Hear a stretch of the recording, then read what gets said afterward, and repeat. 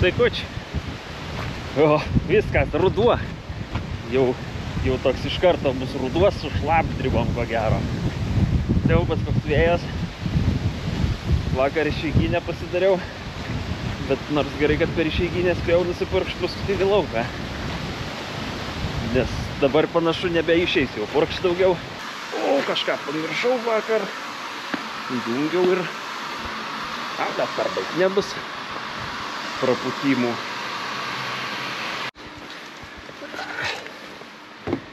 Jau ruduo. Tai kokie gyventojai užuodė grūdus ir sulindo į sandėlį.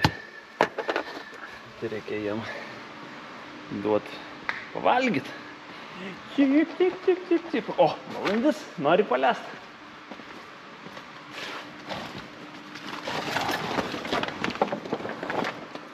Reikia čia į kampus pridėti tiem paukščiam. Prie mašinos reikia nemažai pridėti, kad nesulystų ir mašinų. Čia vat yra labai gera pelių veisikla. Tanas va biški juodai dienai. O, makropleksas. Ui! Bum padarė. Reikia viską iš čia išnešti ir nusipirkau. Negavau normalių, tai nusipirkau paprastų. Tokių lentynų, stelažų.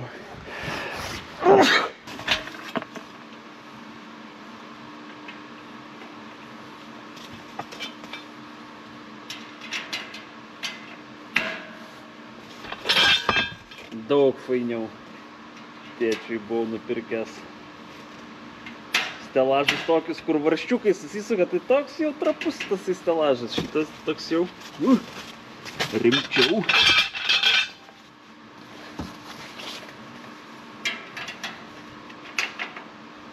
Ką tu dirbai? Dirbau, paklausiu, kaip teismai sekėsi. Ką teisėjas sakė? Ką teisėjas sakė? Teisėjas klausė, ar bendrauja kultūros paveldo departamentas su statybų inspekcija. Aš sakau, nežinau, reikėtų jų pačių paklausti. Bet tu kaip mokytoja. Turėčiau žinoti. Turėtum žinoti kaip mokytoja. Turėčiau žinoti, bet nežinau. Galvoju, kad nebendrauja, už tai, kad su manimi statybų inspekcija nebendrauja visiškai.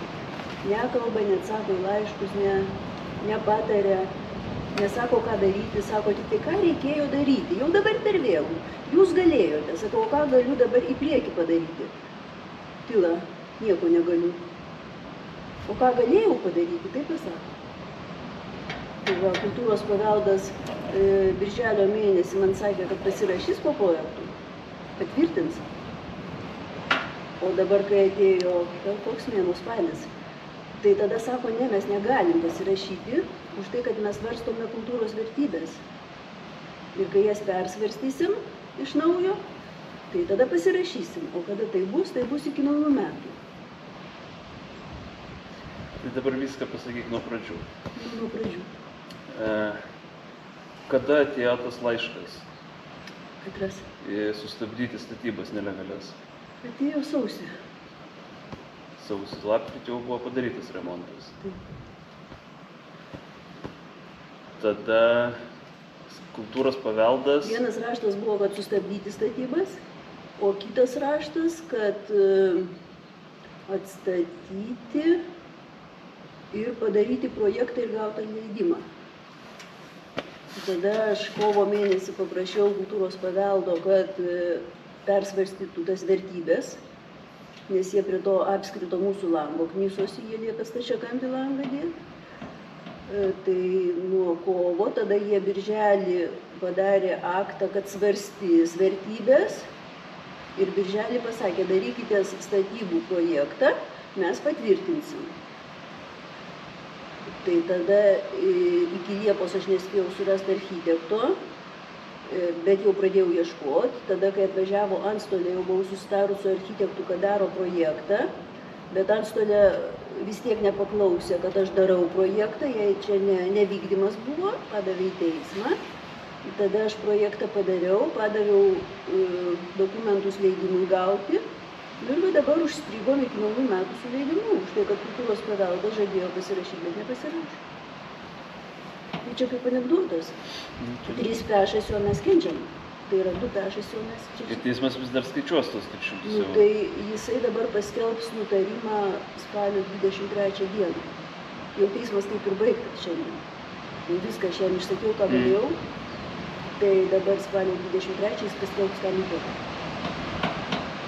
Ką nutarė, aš nežinau, ar skirt baudą, ar maksimalę 300 už dieną, ar minimalę po 10 eurų už dieną, ar iki naujų metų, ar iki dabar, ar neskirt visai, tai čia jau jo valia bus.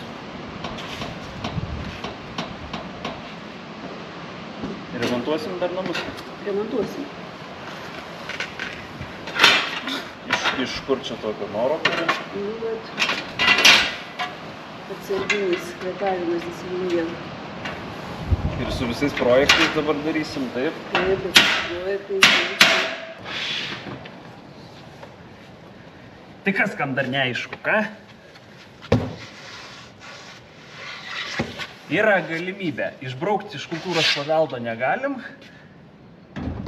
bet yra galimybė pasidaryti tyrimus sodybos, susimokėti už tai, tada kultūros paveldas galimai kompensuos, grąžins pinigus už tos tyrimus ir tada bus jau padaryti tyrimai ir tai bus atspirtis, ką saugo valstybė mūsų namuose, ką jie saugo. Kad mes turim patys pasidaryti tyrimus ir pasakyti valstybei, kad jūs mūsų namuose saugot turėtumėt tą ir aną. Logiška. Kaip ir daug kas pas mus Lietuvoje logiška. Absurdas tai yra protų, sveikų protų nesuvokiama. Gal ten popierinių protų, kur viskas parašytagi. Kas parašyta? Tai mes pasitikslinsim, kas parašyta. Taip, gal taip. Tokiu protu gal ir logiška. Mums nėra logiška, mes nesuprantam šitų nesąmonių, nu ir nusikaltėliai dabar esam. Aš pasakodamas jums sekos, aš nesurišu šitų galų, nes aš prie popierių, aš neskaitau popierių, mama skaito popierius, mama tvarko visus šitos teisinius dalykus, aš jau gana pridirbau, padariau remontą, dabar už tą remontą mama sumokėjo 1500 baudą už tai, kad sutvarkiau sieną. Tai žodžiu, aš tai nebenoriu prie to namo lyst, bet kol kas, nežinau, kas bus čia. Nu va, ir iš karto mažai, reiks dar. Mano mintis buvo toj pusėje, kur bačka ir Audi stovi, pastatyti darbastalį. Kad ten taip traktorių pastatyti, krautuvą pastatyti ir dar kažką pastatyti, ateiti į stogą, antrą aukštą ir po to antrų aukštų sustatyti techniką, nelaikyti ten rapso ir ten tokį darbastalį kampą pasidaryti, kad tiesiog dirbtuvėlės. Prie namų garažas, kuriame mašinos taisomos ir laikomos. Čia technika laikoma, dirbtuvės. Tai žodžiu, parduosim rapsą kada nors ir galėsim nusipirkti darbastalį rimtą.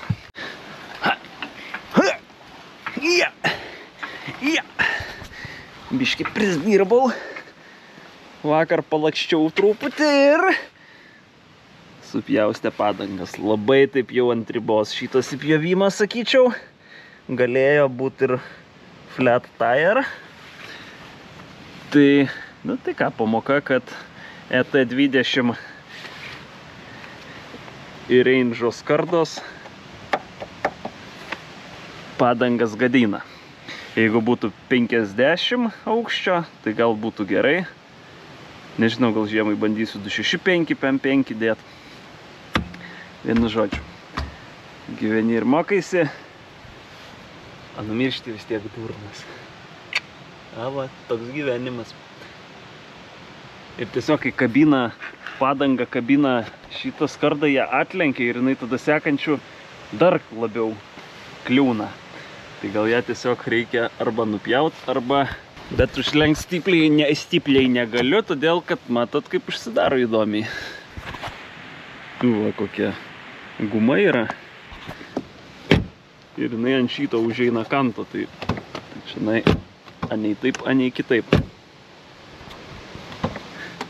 Apsauga, kad netaškytų nuo rato į vidų.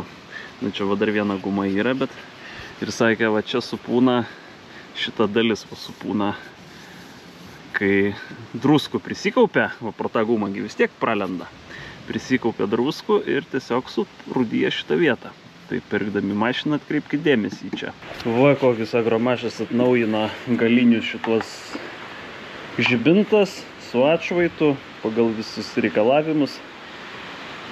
Pasikeisim ant lėkščių, tiksliau užsidėsim, nes nulaužiau galinius šitos žibintus senovinius. Dabar bus lėdiniai.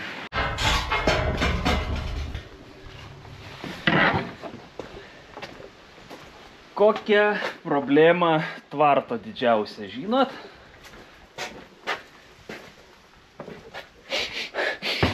Kvapas. Taip. Kokia dar? Musės visokios. Visokios lygos. Man atrodo, reiks pirštinių. Tai... Visą tai galima išspręsti su chemijom visokiom. Visus šituos reikalus. Nežinau, gal kvapų nelabai su chemija išspręsi. Tai kadangi aš gyvenu tokį kitokį gyvenimą ir aš tų chemijų stengiuosi mažiau naudoto, ypač ten, kur gyvuliai. Ir vėlgi, čia yra profilaktika. Geriau profilaktiškai daryti kažką, negu paskui gydyti vaistais. Mėšlė visokios lygos, patogenai visokie gyvena. Tai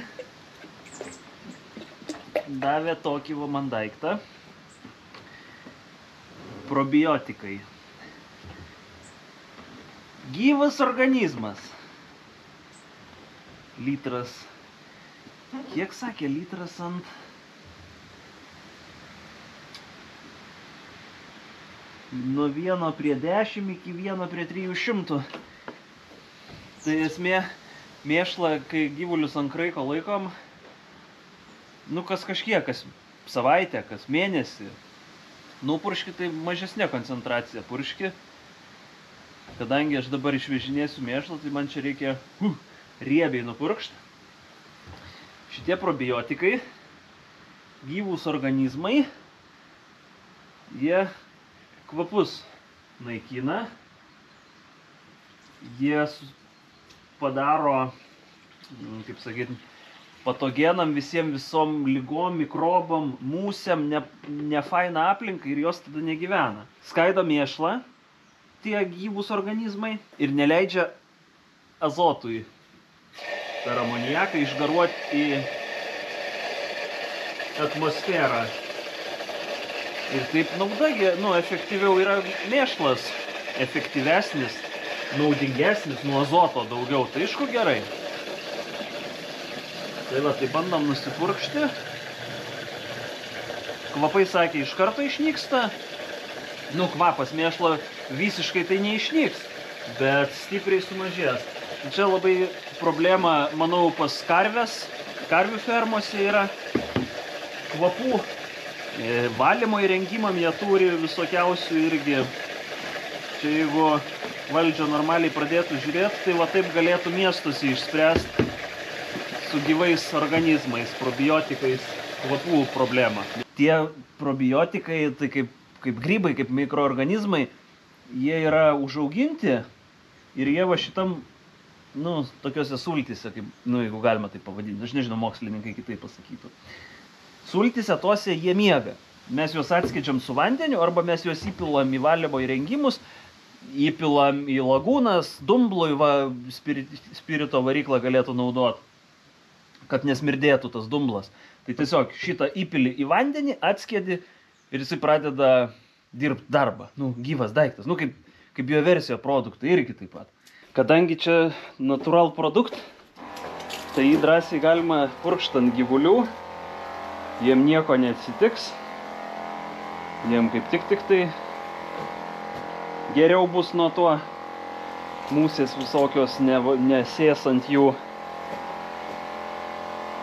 musės, kurios šitą uoslę turi. Sakė, reikia gerai įmerkti, nes jeigu, kaip minėjau, kad jeigu kas mėnesį, ten kas savaitę purkštum, tai tada nebūtina. Dabar reikia įmerkti gerai, kad tas gyventojas apsigyvintų mėšlę ir pradėtų čia su juo kovot man iš karto.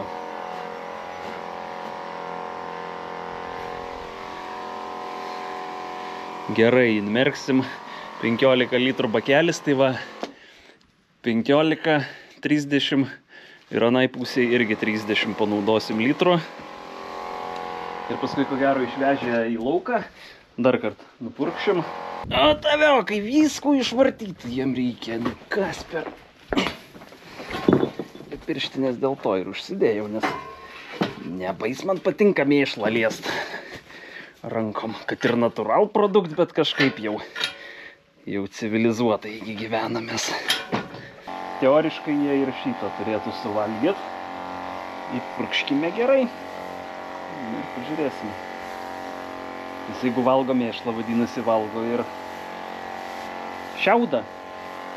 Skaido šiaudą ar valgo, kaip čia pavadinti. Visų šitų gerų dalykų pilna gamtoj, tik tai reikėjo laiko, kad žmonės suprastų, kas ką daro gamtoj ir kaip tą daiktą iš gamtos paimt, įdėti buteliuką ir kaip padaryti, kad jisai iš buteliuko atkeliavęs va čia į tvartą pas mane pradėtų dirbti. Nedaug metų reikėjo tam. Sąlyginai. Lauke purškiam didesnę koncentraciją, nes lietus lyja, tai padaugins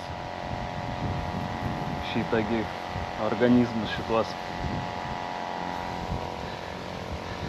Šitam daiktui nereikalingas, šitiem gyventojams nereikalingas deguonis, todėl jie visuose lagūnuose, srutų duobėse visose irgi dirba.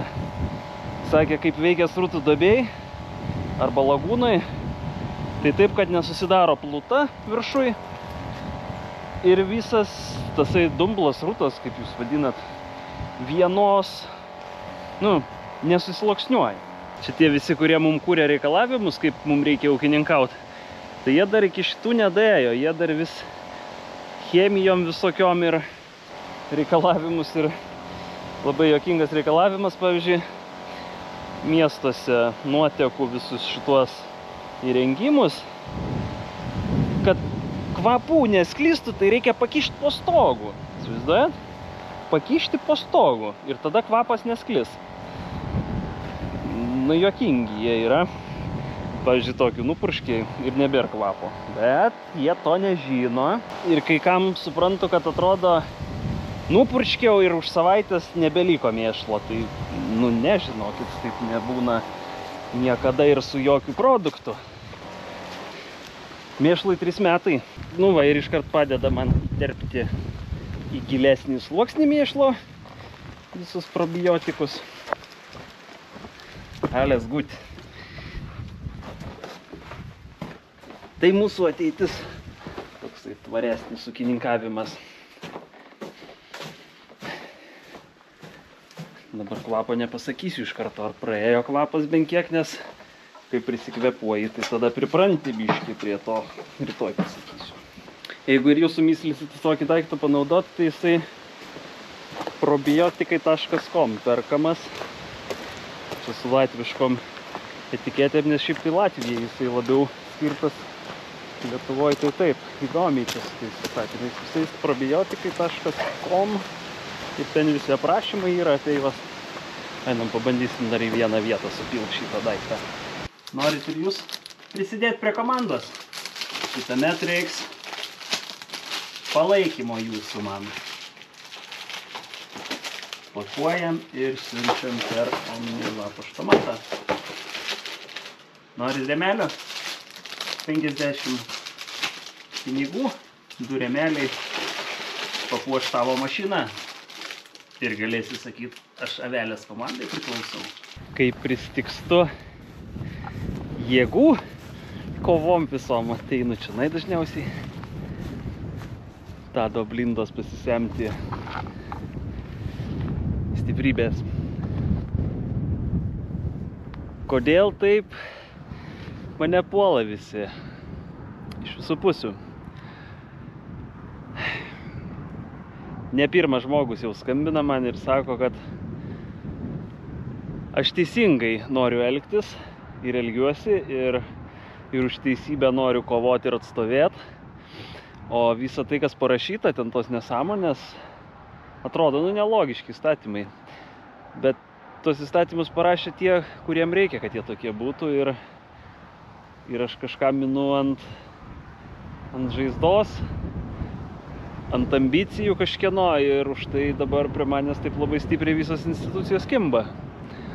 Nereikia Lietuvoje tokių žmonių kaip aš. Tokių teisuolių, šviesuolių. Todėl, kad tai yra kažkam labai nepatogu tokie žmonės, kurie... Kažkas nori sugriauti žemės ūkį Lietuvoje, o aš jį noriu puoselėti, skatinti jaunimą, kad jaunimas imtųsi žemės ūkio, kad kitaip pažiūrėtų į žemės ūkį, bet to nereikia, nes tai yra kažkam labai nepatogu.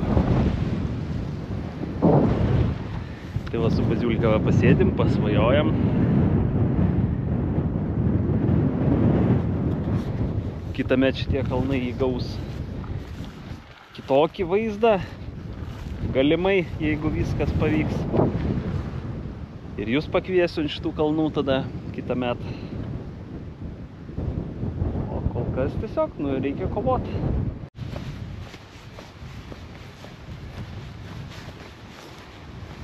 Ui!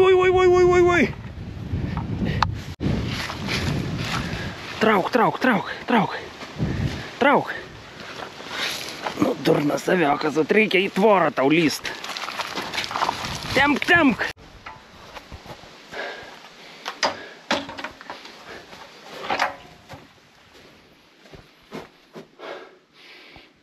Nu, nekurat, nebėra kvapo. Nebėra tvarto kvapo. Puikus oras, tasai prasideda toksai nuostabusis ruduo. Kadangi nieko neveikiam doro su bazu, tai va, yra senos vėliavėlės, kurias laikas ir gamta sutvarkė. Tai perišam naujas vėliavėlės. Teoriškai vilkai bijo vėliavėlių. Nežinau, kodėl plevėsuoja, tipo, dėl to bijo, tai jau tokia prevencija. Nu ir va, kai vėjas pučia, tai plevėsuoja jos. Dar turiu kitokios spalvos stop juostos turiu. Tai reikės pabandyti dar tos pririšti. Tai čia toks kaip...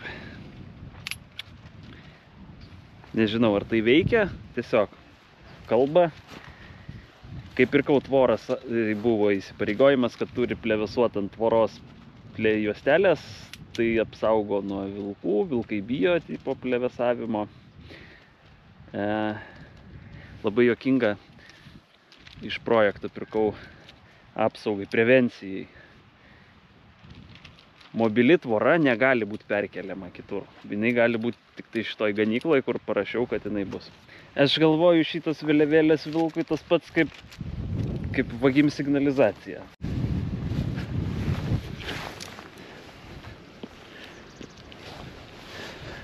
Atitraukinėjam jau žiemai tvorą. Toliau nuo kelio, nes kai sniega, aš tai kai valau, tai atsargiai valau, bet kai seniūnija valo, tai nuverčia tvorą man. Jinai atsikelia paskui pavasarį, bet vis tiek nėra gerai. Šiaip tai gal ir dar net reiktų atitraukti, bent pusmetrį. Aš seniau, kaip seniau, anksčiau nurinkdavau tvoras žiemą iš visus, nuimdavau, parsiveždavau, bet paskui stirnos visokios pradeda vaikščioti kiemą, visokie kitokie gyventojai, tai pradėjau palikinėti.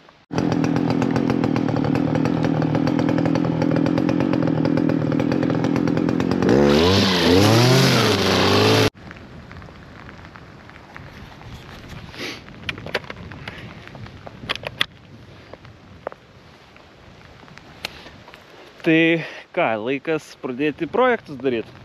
Į garažą tingiu dar lyst.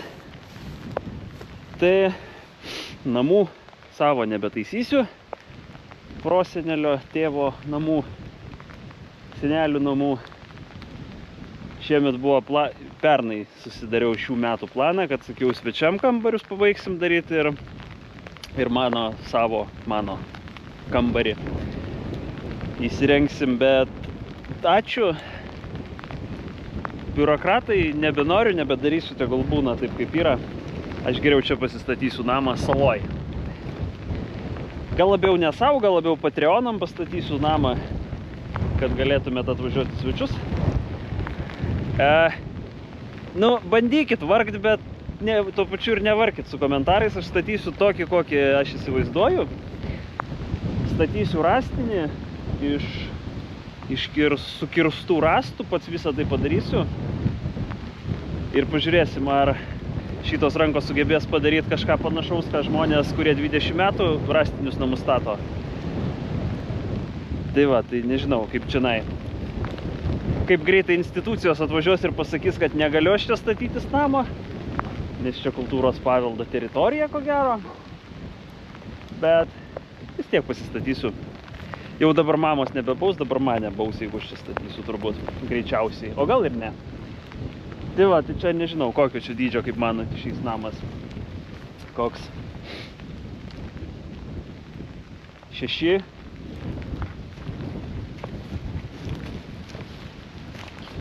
Ne, 6 neišeis.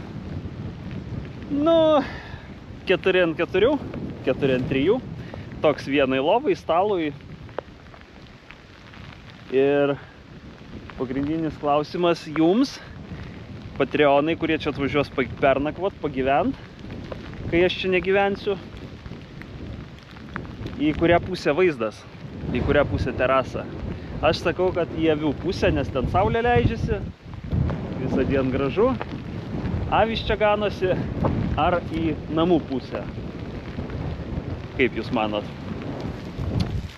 Tai gerai. Tiek tam kartui. Ačiū, kad žiūrėjot. Iki.